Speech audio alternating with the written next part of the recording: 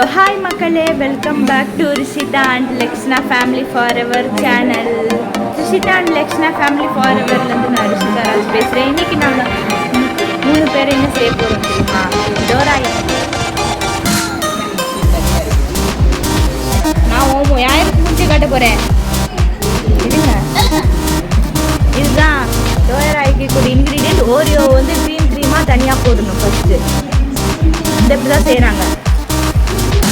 இந்த மாதிரி க்ரீமை உருகுறாங்களா, ரிமூவ் பண்ணுறேன்.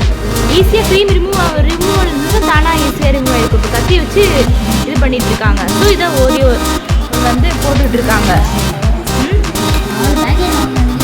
இந்த டோராய்க்கு செய்கிறதுக்கு உரிய மெட்டீரியல் அதாவது இன்க்ரீடியன்ட் இதுதான். அந்த டோராய்க்குரிய அந்த ஓரியோ பிஸ்கட்ஸ், அந்த மாதிரி ஓரியோ பிஸ்கட்டை வந்து தனித்தனியாக போடணும். ஃபஸ்ட் இந்த ஓரியோ நல்லா மிக்ஸி அடிக்கணும், உடச்சி நல்லா தூளாக்கணும். இதுதான் அந்த இது நாங்கள் 3 பேர் ஒரு வழியாக அதை முடிச்சிட்டோம். மிக்சியில் தான் நல்லா அரைக்கணும். இது அந்த பிஸ்கட் வாங்கி என்னடா இது 4 பேக்கெட்னா இவ்வளோ சிம்பிளாக செஞ்சாச்சு. ஆக்சுவலி எங்கள் ஃபேமிலி இருக்காங்களா, எங்கள் ஃபேமிலி நிறைய பேர் இருக்காங்க. ஸோ இதனால தான் இவ்வளோ நிறைய பிஸ்கெட்ஸ் இருக்குது. நீங்கள் ஒரு ஆள் அப்படி சிங்கிளாக இருந்தால் ஒரு பேக்கெட்டை யூஸ் பண்ணுங்கள். சின்னதாக இல்லை மீடியம் சைஸில் யூஸ் பண்ணலாம். ஓகே, இதை வந்து என்ன பண்ண தெரியுமா, மிக்சியில் அரைக்கணும். இதுதான் இந்த மிக்சியில் அரைக்க போகிறோம். போட்டுருக்கா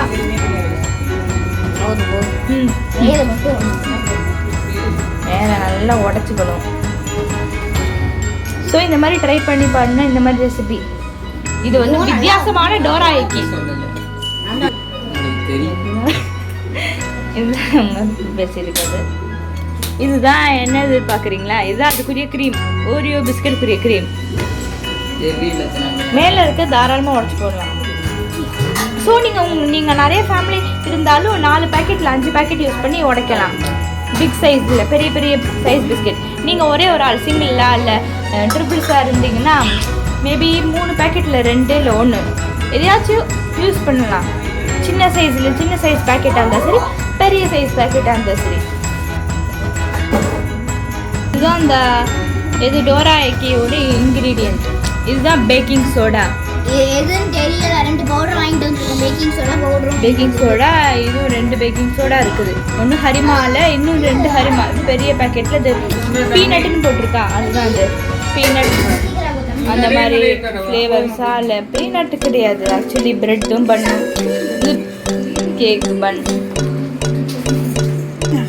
அந்த பால் இதுதான் அந்த பால், மெயின் இன்க்ரீடியன்ட் பால். அதில் மிக்சியில் கொஞ்சம் தூளாக இருக்க பிஸ்கெட்டை தூக்கி மிக்ஸி ஜாரில் போட்டு பால் லைட்டாக ஆட் பண்ணலாம். அந்த பாலை ஓரளவுக்கு ஆட் பண்ணலாம். பால்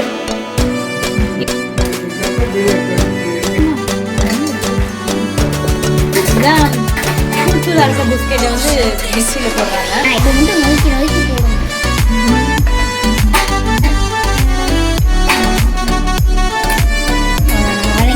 பாதி இருக்கு.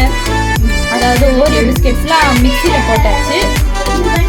இன்னும் ஓரியோ பிஸ்கெட்ஸில் மிக்சியில் போட்டாச்சு. இன்னும் பால் ஊற்றி மிக்சி இன்னும் ஸ்டார்ட் பண்ண ஆரம்பிக்கலை. நான் எதுவும் ஊற்றலை, இன்னும் ஸ்டார்ட் பண்ண ஆரம்பிக்கல. இனிமேல் தான் ஸ்டார்ட் பண்ண ஆரம்பிக்க போகிறோம். ஆமாம், மறந்து போயிட்டாங்க. பட்டர் போடணும் மெயினாக. அது கட்டி அரைக்கணும்னா எப்படா மிக்ஸி அரைக்கலான்னு வெயிட் பண்ணிட்டு இருக்கோம் கைஸ்.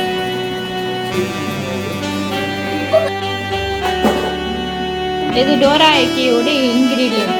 இதுதான் பேக்கிங் சோடா. எதுன்னு தெரியல, 2 பவுடர் வாங்கிட்டு வந்துருக்கோம். பேக்கிங் சோடா இதுவும் 2 பேக்கிங் சோடா இருக்குது. ஒன்று ஹரிமாவில், இன்னும் 2 ஹரிமா பெரிய பேக்கெட்டில். இது பீனட்டுன்னு போட்டிருக்கா. அதுதான் அது பீனட்.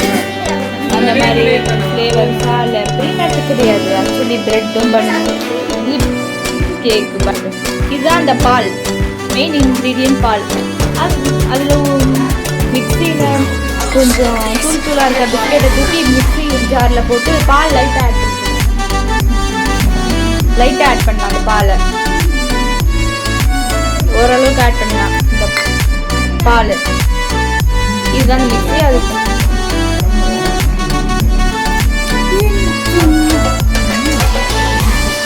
இதுதான் தூள் அரைச்ச பிஸ்கெட்டை வந்து மிக்ஸியில் போடுறாங்க. இப்போ வந்து நொறுக்கி போடுறாங்க.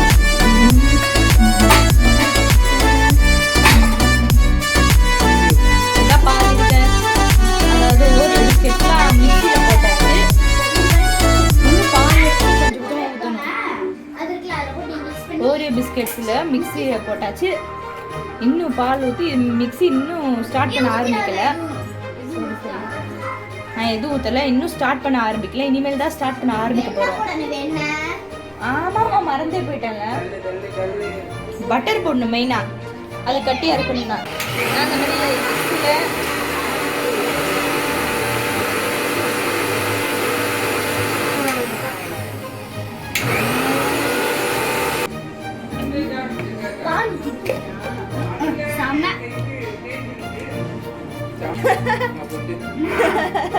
இதுதான் இந்த மிக்ஸியில் அரைச்சாச்சு. பவுடரா இருக்குது. இதான் பவுடரா இருக்குது. ஸோ மிக்ஸியில் ஓரியோ பிஸ்கெட் பீசஸ்லாம் அந்த மிக்ஸியில் எத்தனை வாட்டி அரைக்கணும்னா 3 வாட்டி அரைக்கலாம். 3 வாட்டி இல்லை 4 வாட்டி. இன்னும் பவுடர் ஆக்கணும்னா அந்த 3 இல்லை 4 வாட்டி பண்ணணும். என்னங்க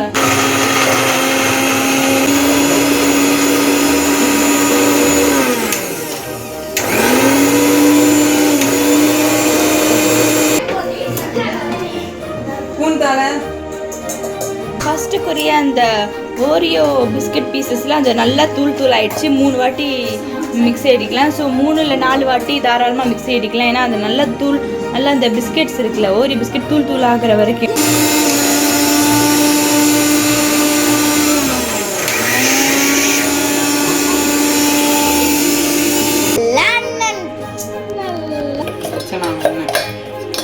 மறுபடியும் தூளாக்கின பிஸ்கெட்ஸ் வந்து மிக்ஸியில் போட்டாச்சு.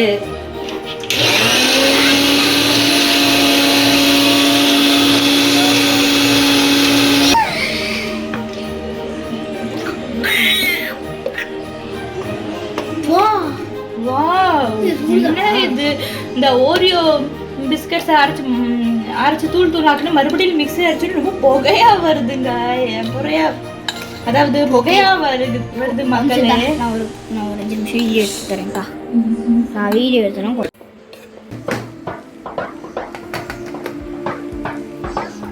ஸோ மறுபடியும் தூளாக்கின பிஸ்கெட் மிக்ஸி.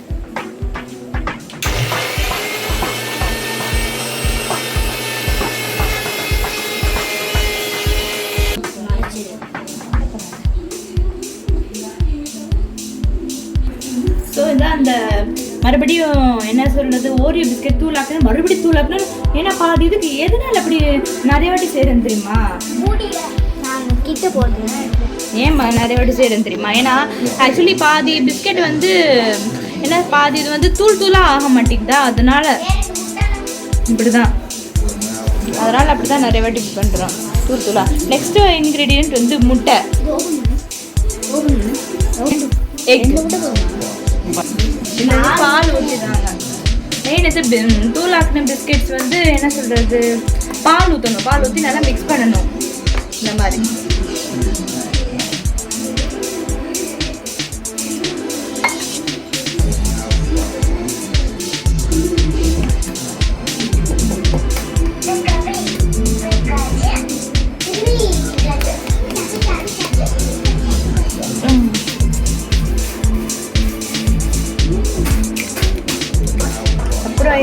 முட்டையை உடைச்சு இதில் போடணும்.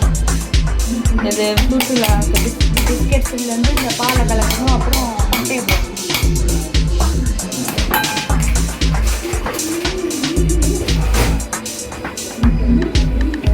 ஸோ மறுபடியும் மிக்சியில் அரைக்கணும். அப்போ தான் நல்லா ஃப்ரெஷ்ஷாக அந்த மாதிரி வரும். ஃப்ரெஷ்ஷாக அதாவது க்ரீமாக வரும்.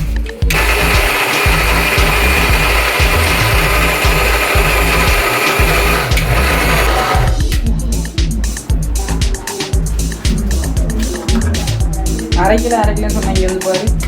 ஸோ இது நல்லா அரைச்சிருச்சு. நல்லா இது பக்கத்துலேயும் மாதிரி இருக்கு. ஸோ இதெல்லாம் இந்த மாதிரி இன்க்ரீடியன்ஸ் பண்ணி இன்னொரு வாட்டி இது போதும்ண்ணா. இது வந்து ஸோ இனப்பா தெரியுது. இன்னும் கொஞ்சம் பால் ஊற்றணும், இன்னும் கொஞ்சம் முட்டை போடணும், முட்டை ஊற்றணும், சாரி முட்டை போடணும். ஏன்னா ஆம்லெட் போட்டு எங்கள் அம்மா வந்து எப்படி தான் முட்டை போடுறோன்னா ஆம்லெட் போட்டு சொல்லுவாங்க, அப்படியே பழகி போச்சு. ஸோ இதான் முட்டையை நல்லா மிக்ஸ் பண்ணிக்கணும். இந்த க்ரீம் நல்லா இன்னும் நல்லா கட்டியாக, அதாவது டோரா எக்கிக்கு கட்டியாக க்ரீம் வரணும்னா 2 முட்டை போடணும்.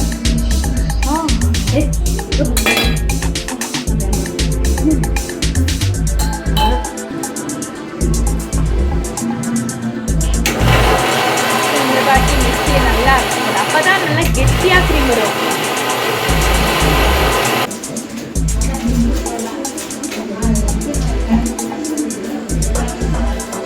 நல்லா கெட்டியாகணும். இன்னும் கொஞ்சம் லைட்டாக பால் ஊற்றினா அதை விட கெட்டியாகும். கொஞ்சம் வித்தியாசமாக டேஸ்ட்டாக இருக்குது அந்த டோரா ஆக்கிக்கூடிய க்ரீம்.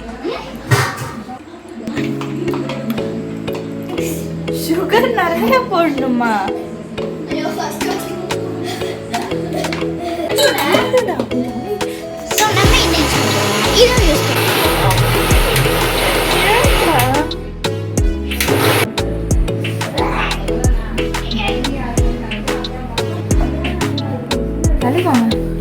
ஸோ இந்த க்ரீம் கட்டியாக இருக்கா இல்லையான்னு தெரியலையா.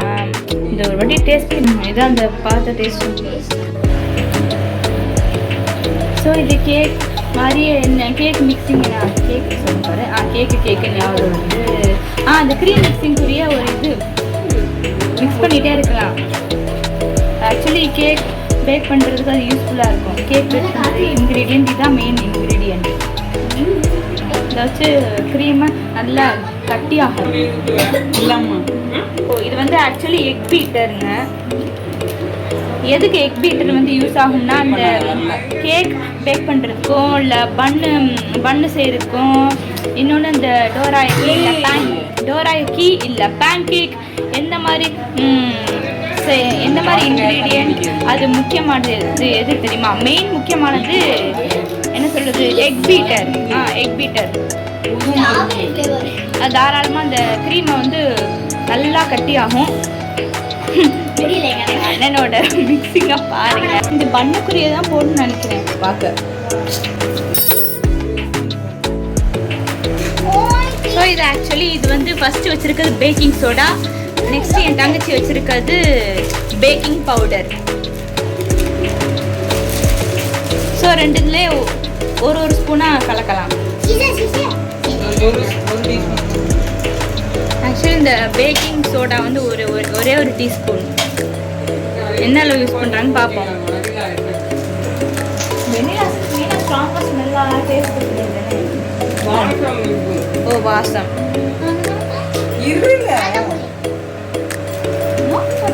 ஸோ இது வந்து ஃபஸ்ட்டு பேக்கிங் சோடா ஆட் பண்ணணும். இது பேக்கிங் சோடா. நெக்ஸ்ட் வந்து baking powder. Baking powder 1 spoon.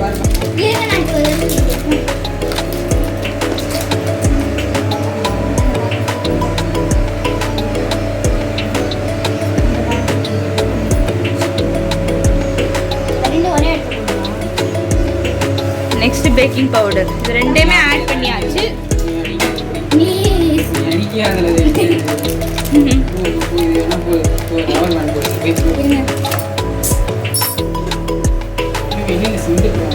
So இது நல்லா மிக்ஸ் பண்ணணும். ஏன்னா நான் வந்து முதல்ல கன்ஃபியூஸ் ஆகிட்டேன், என்னடா இது 2 பேக்கிங் சோடா, கடைசியில் பார்த்தா பேக்கிங் பவுடரும் பேக்கிங் சோடா.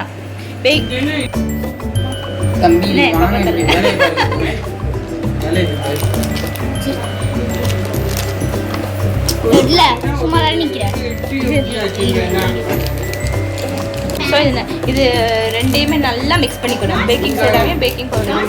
நீங்கள் நினைக்கிறேன் நிறைய ஸ்பூன் போடக்கூடாது, 1 ஸ்பூன் போடணும், அவ்வளோதான். இதுதான் நான் ஸ்டிக் பேன். இது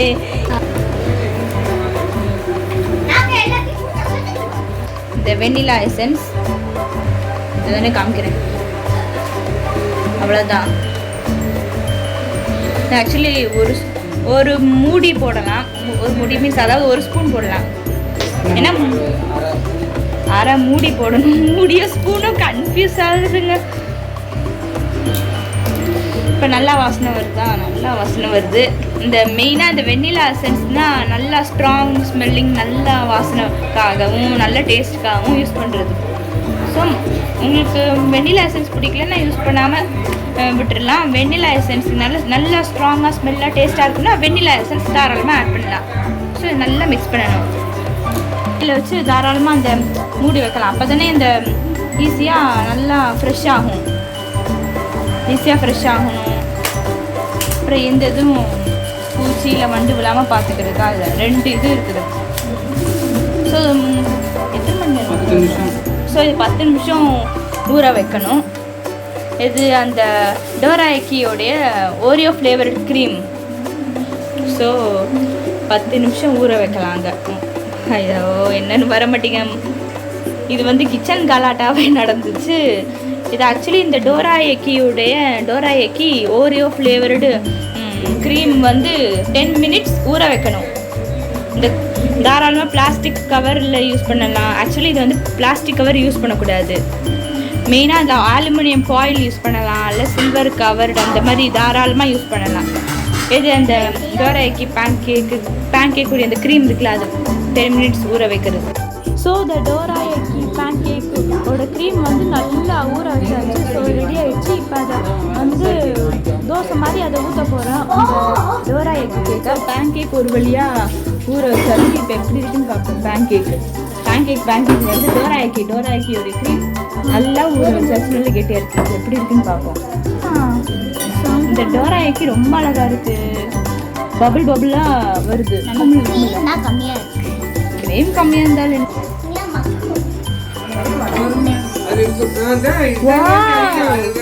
Dora எக்கி. Now dorayaki is ready.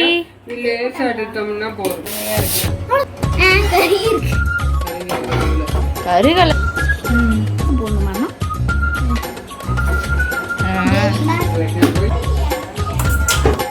Dora எக்கி is ready.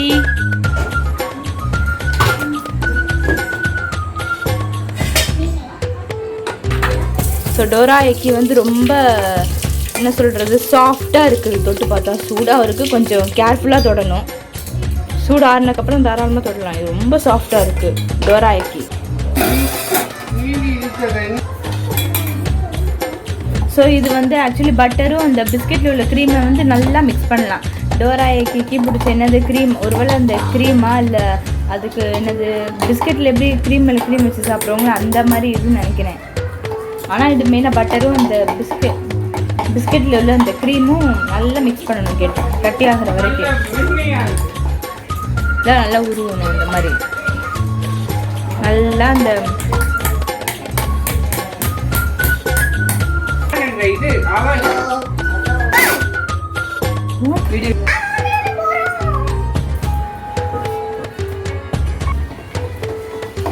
So இது இன்னும் நல்லா க்ரீம் ஆகிற வரைக்கும் நல்லா மிக்ஸ் பண்ணிக்கிட்டே இருக்கணும். இது அந்த பட்டரும் அந்த க்ரீம் பிஸ்கெட்டில் உள்ள அந்த க்ரீம்.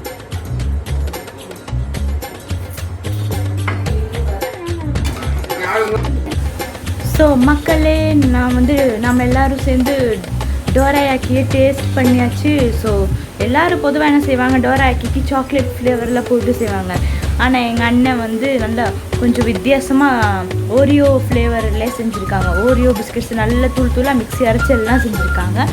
ஸோ அதை டேஸ்ட் பண்ணி பார்த்தா ரொம்ப நல்லா இருக்குது. ஆனால் இன்னும் கொஞ்சம் ஜீனி இல்லை இனிப்பு சேர்த்துக்கணும் கைஸ். அதுக்காக ஓரளவுக்கு சேர்த்துக்கணும். அப்படி டேஸ்ட் வந்து இனிப்பு கம்மியாக இருந்துச்சுன்னா தாராளமாக ஜீனி சேர்க்கலாம், இல்லை வெண்ணிலா எசன்ஸ் சேர்க்கலாம்.